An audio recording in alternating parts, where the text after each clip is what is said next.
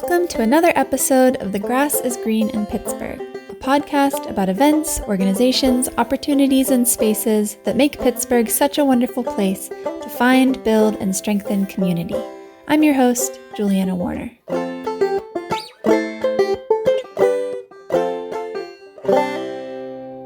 For this episode, I tested my willpower with some heat and cold exposure at Signal Sauna, a sweet little sauna and cold plunge built in a vacant lot in Larimer. There's a large dome tent where people can hang out, hydrate, and store their belongings. There are also some little changing room tents, and then there are 2 wooden saunas and 4 cold plunge tubs. It's all contained in a private little area just off Hamilton Avenue. I went during one of the open sessions, meaning that I could go from sauna to cold plunge and back to my heart's content during my session. There were a few other people enjoying the sauna when I arrived, including Suzanne Kingsley, who coached me through the cold plunge. Needless to say, I was pretty nervous to immerse myself in cold water on an evening when it was already cold and snowing, but I managed to do it twice with her support.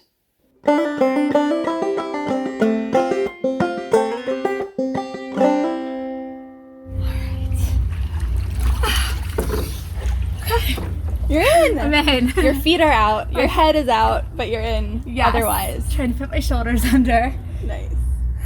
How does it feel? Feels really good. I think it's a balmy 43 degrees in here. Feels really good. Oh boy. All right, my turn. Do it for you? Yeah. Okay. I'm getting in. Oh boy. You're doing it. Take a breath. Okay. I was able to stay in each time for about 2 minutes before returning to the sauna. All right, we're getting out now and getting back in the sauna.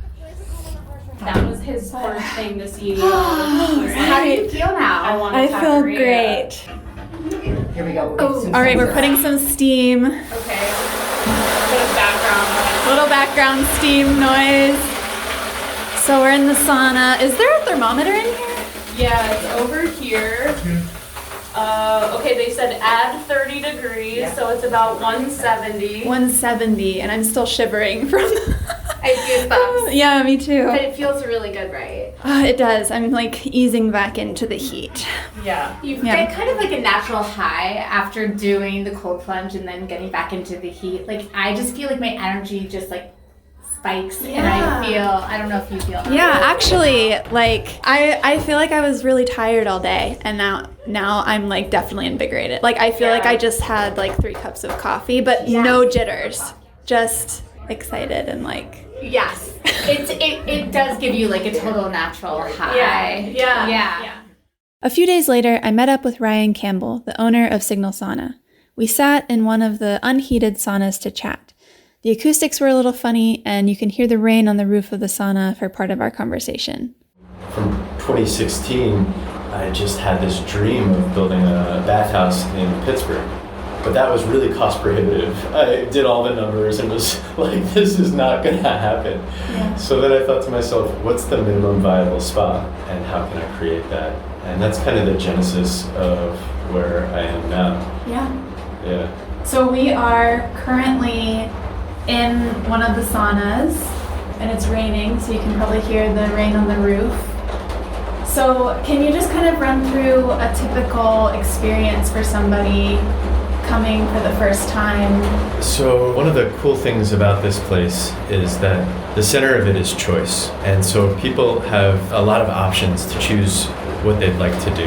So we have guided sessions that involve a little bit of conversation, maybe some embodiment practice, maybe a guided visualization, some breath work.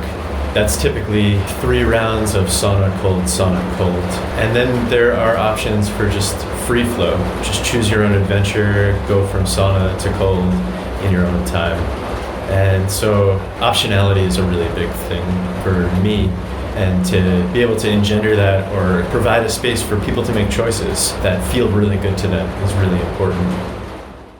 When I am like just getting into a really hot car in the summer, everyone knows the feeling. It's just like, oh, it's so heavy. Like the air has just like been heating up for hours or whatever in the sun. And I remind myself in a different situation, I could be choosing to do this. And almost instantly, I feel better about it. I'm just like, yeah, this is a choice. Yeah, that element of choice and agency is just so important, especially when sometimes we feel like the world is so out of control and out of our control. Mm-hmm. It's like so nice to have spaces where you can make choices, good choices for yourself. This one philosopher that I really like, his name is Forrest Landry, and he has all these aphorisms, and one of them is, love is that which enables choice. And I really like that. And so that's one of the things that sits at the center of this place.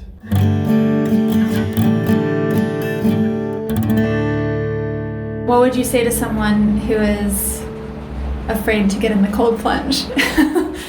Don't get in the cold plunge. Maybe, okay, let me rephrase that. What would you say to someone who is afraid to get in the cold plunge but is intrigued and wants to try it but is afraid of the feeling, that like fight or flight feeling of getting in the cold plunge?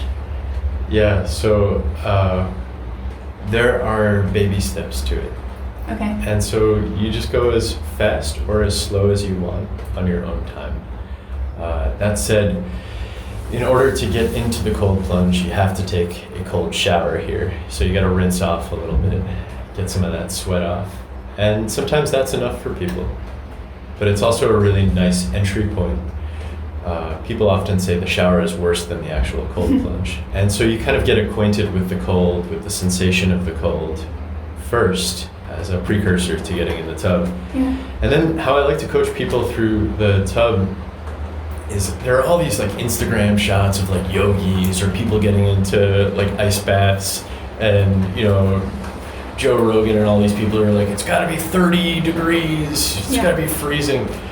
Almost all of the literature, all of the scientific literature is on 51 degrees, and so you don't need it to be super cold to get the benefits. But getting back to just bringing a first timer who may be afraid through their first cold plunge session, we see a lot of these people on Instagram getting into these cold plunges, and they're like stoic bosses. You know, they just like go in, they don't make any facial expression, and they're immediately like in meditation land. Yeah. And that's cool, but what I think is really cool is to let your body actually respond. So oftentimes people shut down and they clamp down and they bring more tension and stress into their body when they get in a cold plunge, trying to imitate that stoic Instagram influencer. But how I like to coach it is just let your body go where it wants to go. You can make your noises, you can do your best curse words, you can just like let it out. Yeah. I liken it to going 90 miles an hour on the highway and then slamming on the brakes versus just kind of like slowly coming to a stop. Yeah. You don't want to just slam on the brakes. Slamming on the brakes is like being that stoic boss and really tensioning down. But if you let it out, your body can kind of relax into the experience. And it's just more fun. And so people typically will get in, they'll have that physical reaction, they'll let it out, maybe they start breathing a lot. And then the next trick, people often breathe in and out their mouth.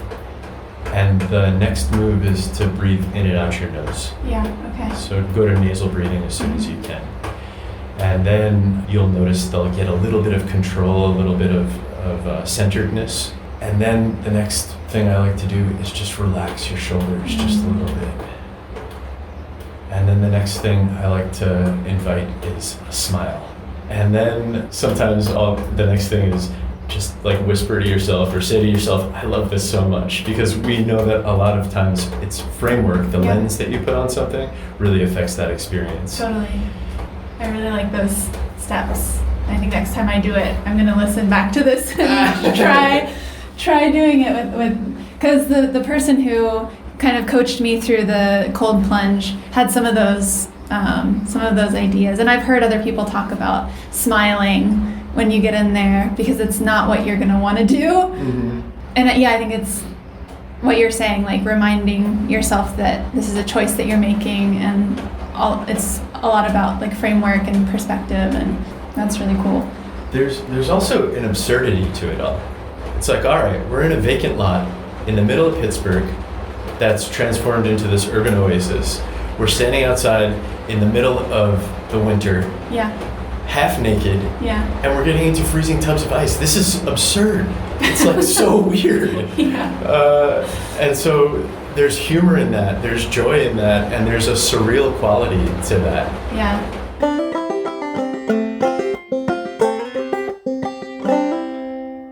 Can you talk a little bit about the benefits of heat and cold? Yeah, there are a lot of benefits. There's a lot of research coming out. So my background is I worked as a nurse for 10 years. So ICU, ER, hospice.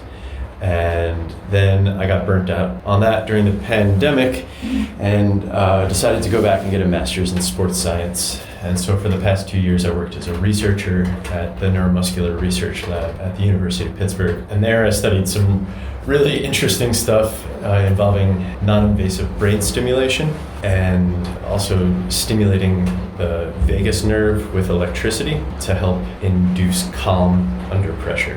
And one of the benefits of the sauna and the cold, oddly, is that you can stimulate this process of going both in the sympathetic arousal and then parasympathetic states.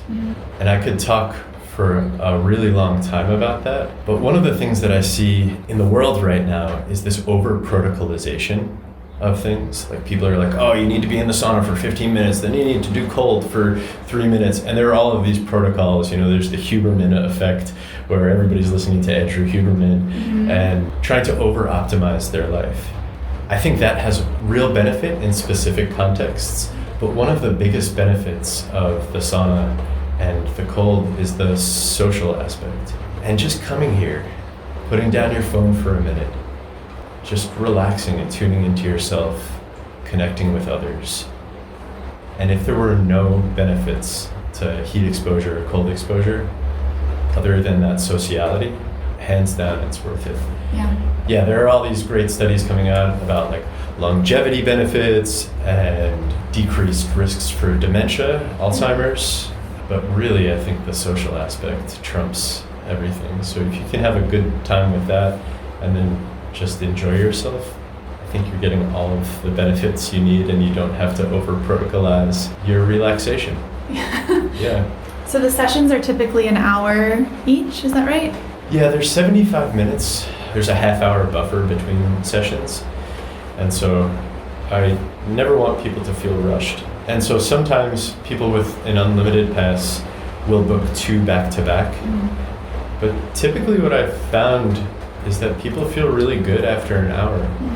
It gets pretty hot. People sweat a lot. And while this is a relaxing experience, both the sauna and the cold are also stressors.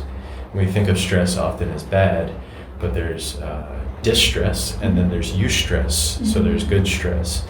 And so this can be a really good stressor, but it is dose dependent, meaning that you can overdo it. Okay. And so typically in an hour session, I'll drink at least 32 ounces of water, and that prevents me from getting a sauna hangover.